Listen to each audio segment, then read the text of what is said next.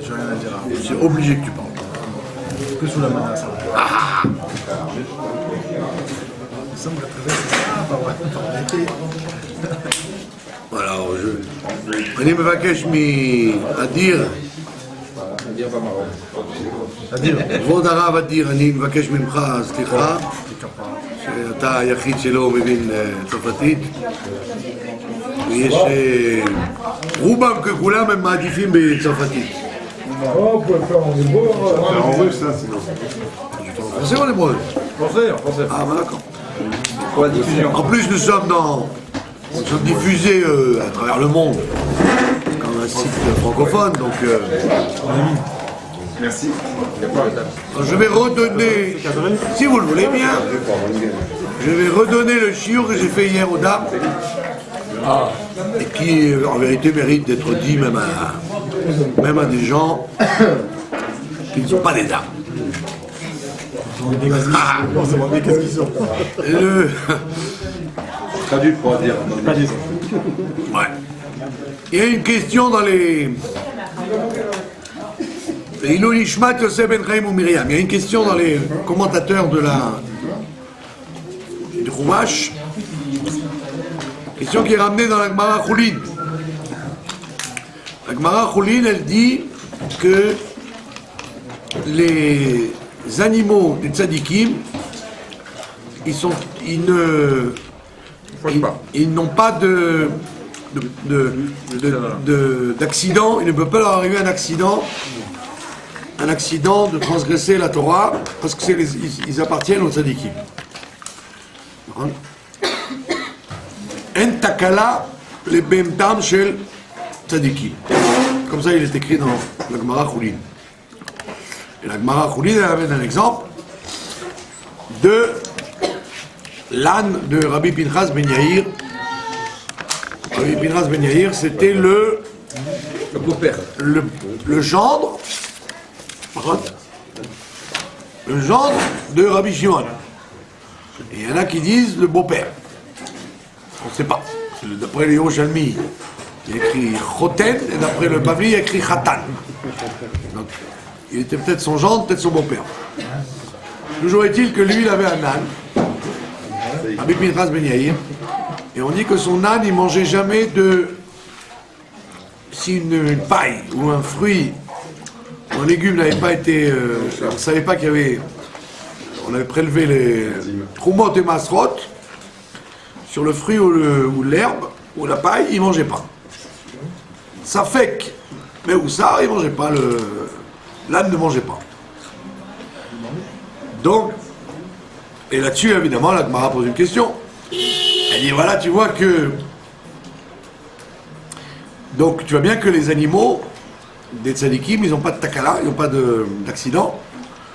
Donc, on pose la question sur notre parashat à Shavua.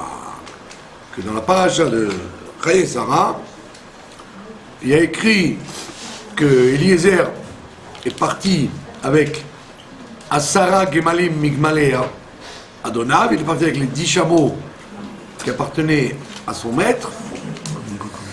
Et Rachid dit, pourquoi tu as besoin de me préciser que c'était les chameaux de son maître? C'est évident.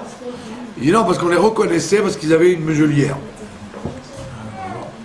On leur mettait une muselière pour pas qu'ils aillent brouter dans les champs, champs des voisins sur la route.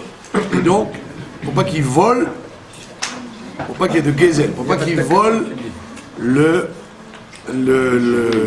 bien du prochain. Et alors donc on pose une question, pourquoi, si tu me dis que il n'y a pas d'accident aux animaux des tzadikim, pourquoi Abraham Avinu prenait la peine de les museler? Il n'aurait pas eu besoin de les museler, ils auraient compris tout seuls que quand c'est pas chez eux, ils ne mangent pas. Alors il y en a qui veulent répondre, qu'il y a une différenciation entre une interdiction sur la chose, comme on dit, une interdiction sur le chefza, et une interdiction sur le gavra. Interdiction sur la chose et une interdiction sur la personne. Le trumot ou masrot, ça transforme l'aliment en aliment interdit. Ça s'appelle ma'achalot asurot.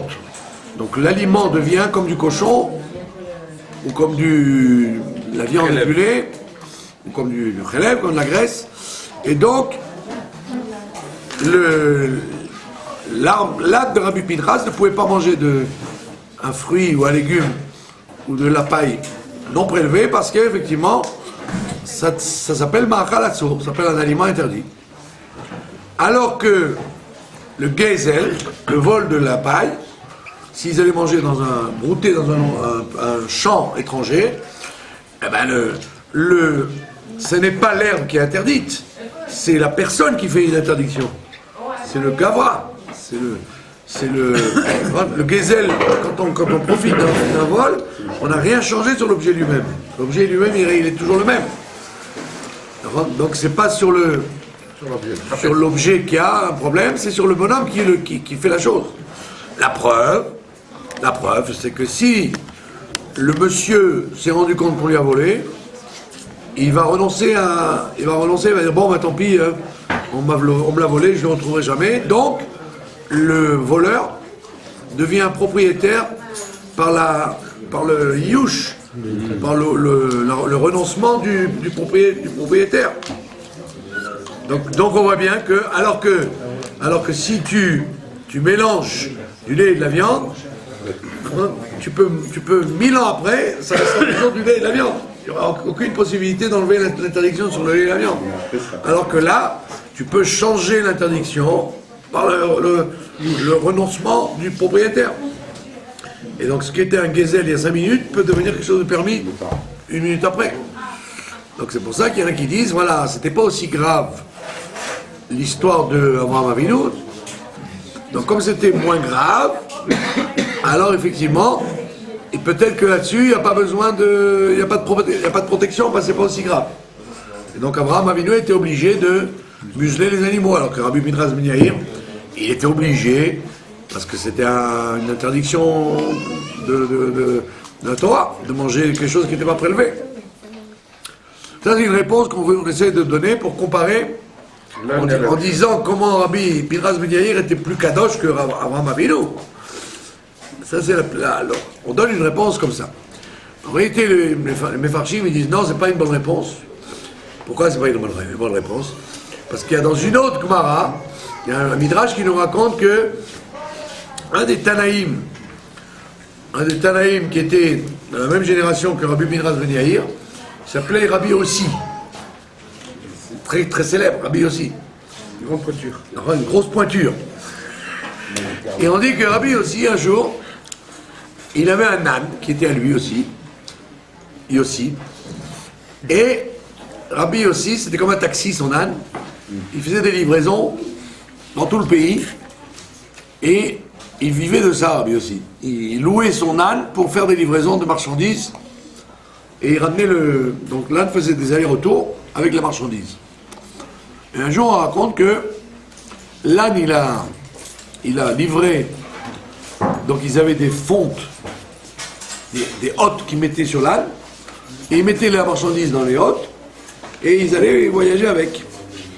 Et le livreur, il a raconté que une fois qu'il a envoyé la marchandise, l'âne, il voulait que l'âne revienne sur sa route pour retourner chez Rabbi aussi, et l'âne ne voulait pas bouger. Alors je ne sais pas si vous avez fréquenté des ânes, mais essaye de faire bouger un âne quand il ne veut pas. Même avec un tracteur, tu ne peux pas le faire bouger. Même avec les coups, même avec les menaces, les carottes, tout ce que tu veux, il ne bouge pas. Et donc, ils ont demandé à Rabbi aussi, viens tout de suite, ils lui ont envoyé un SMS, viens tout de suite Rabbi aussi, ton âne, il ne veut pas bouger du lieu de livraison. Rabbi aussi, il prend son cheval pour arriver chez l'âne, et il dit, mes enfants, c'est pas shoot. Il doit y avoir quelque chose. Et non, il fouille dans les fontes, et il voit que dans les fontes, il restait de la marchandise qu'ils avaient oublié d'enlever. Et donc, l'âne, pour ne pas voler la marchandise, il est resté. Il a fait comprendre au livreur, il y a encore de la marchandise, je ne bouge pas de là tant que tu ne vas pas te enlever, sinon ça s'appelle du vol. Et donc on voit bien que Rabbi aussi, qui était un contemporain de Rabbi Pinchas Ben Yair, même pour le vol, son âne a été protégé. Donc la question revient, Adra Kushia le Dorta, la question revient à sa place. Comment se fait-il que Rabbi est aussi... était-il plus tzaddik qu'Abraham Avinu, puisque Abraham Avinu il avait besoin de mettre une muselière, alors que Rabbi aussi, il n'a pas eu besoin de mettre aucune protection, l'âne ne volait pas. Donc on voit bien que on n'a pas résolu la question.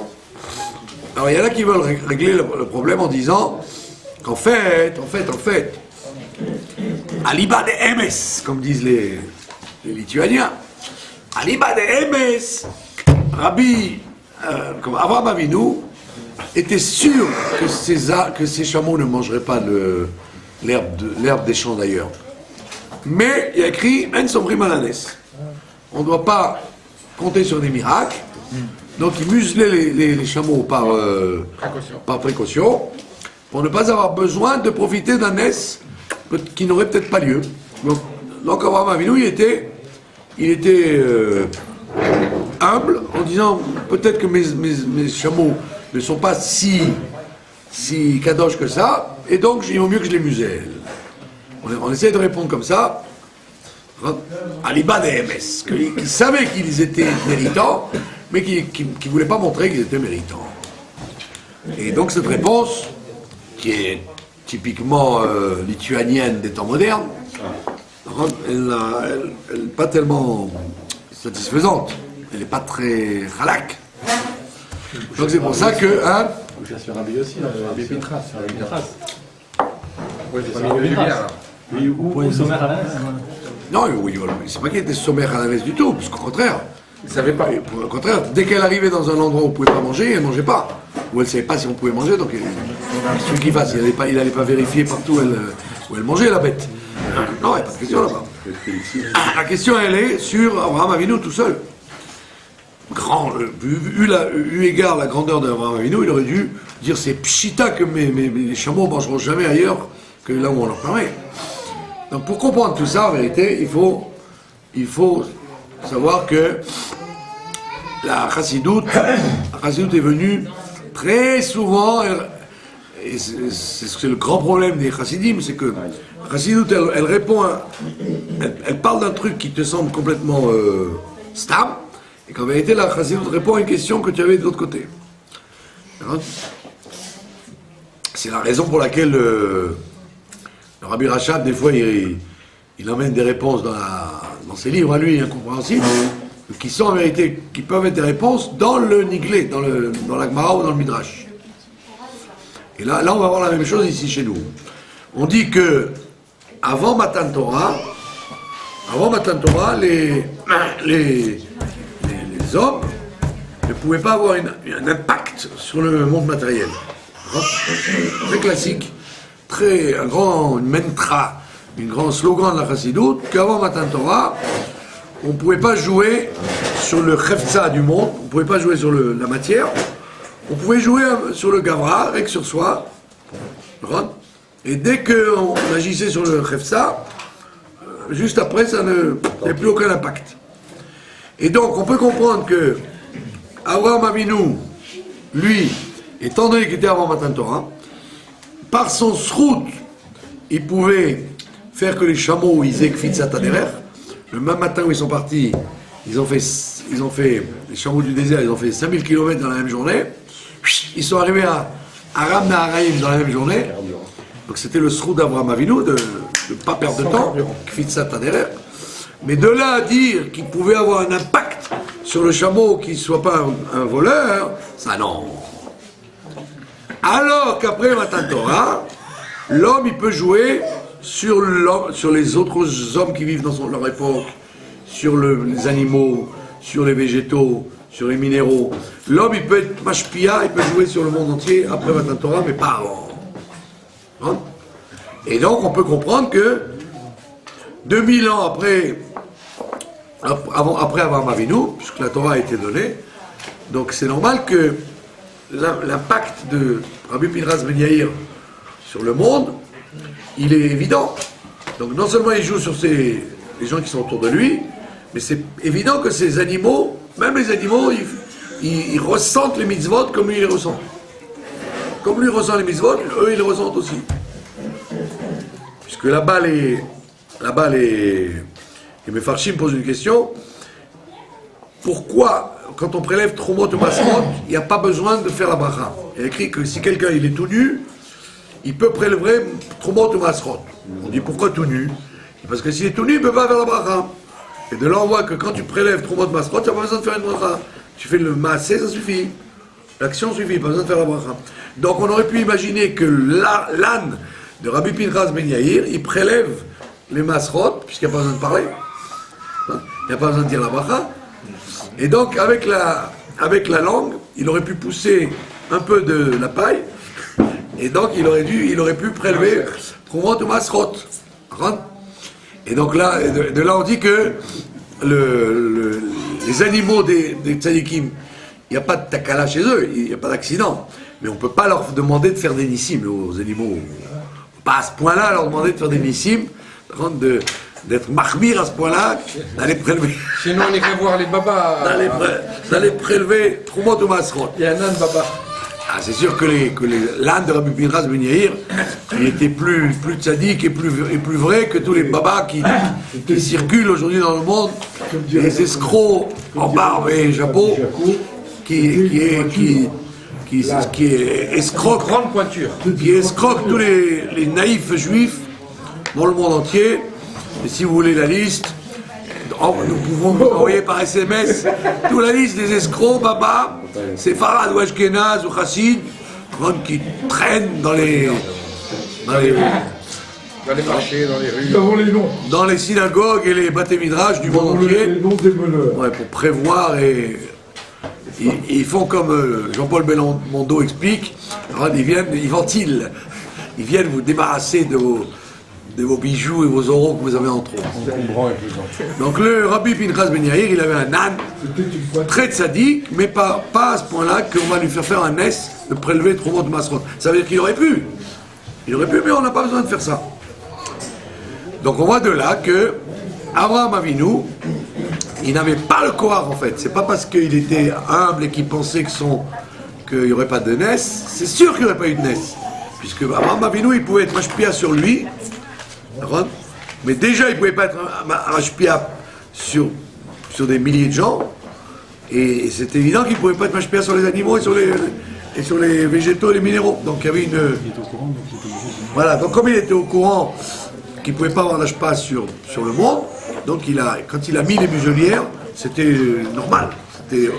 Ça ne pouvait pas être autrement. Et de là on apprend que, et ça c'est en rapport avec le Niftar, Yosef Ben Chaim et Myriam, que on voit la valeur d'un individu, d'après l'influence qu'il a sur la suite. Sur ses enfants et ses petits-enfants. Ça veut dire que si tu es profondément croyant dans les mitzvot que tu fais et la Torah que tu fais, ça doit agir sur les voisins de ta maison, de ton quartier, de ta rue. Et si ça n'agit pas, c'est qu'effectivement, il y a un problème de foi, d'émoula, de pointure. Comme on voit dans le monde orthodoxe aujourd'hui, que les orthodoxes d'aujourd'hui considèrent qu'il faut vivre dans une ambiance comment on dit ça, favorable.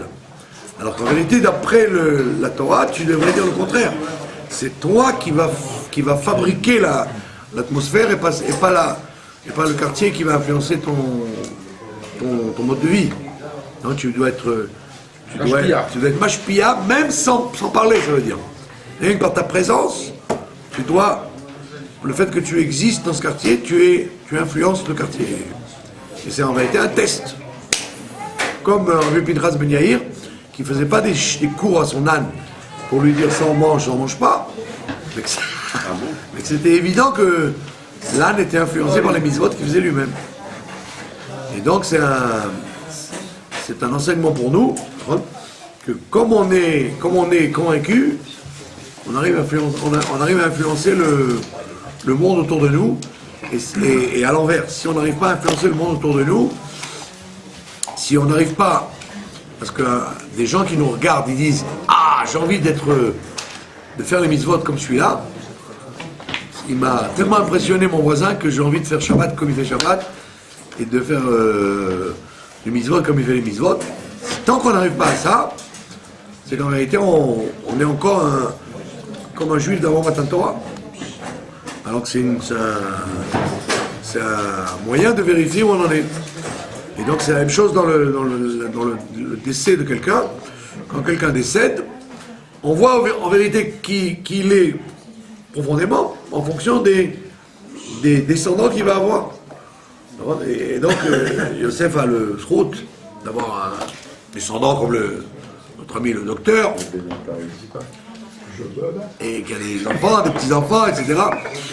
Et que ça, à chaque instant où on fait une mitzvah dans la famille, les enfants, les petits-enfants, etc., ça réjaillit sur le niftar, parce qu'on demande toujours d'où ils viennent ces gens-là.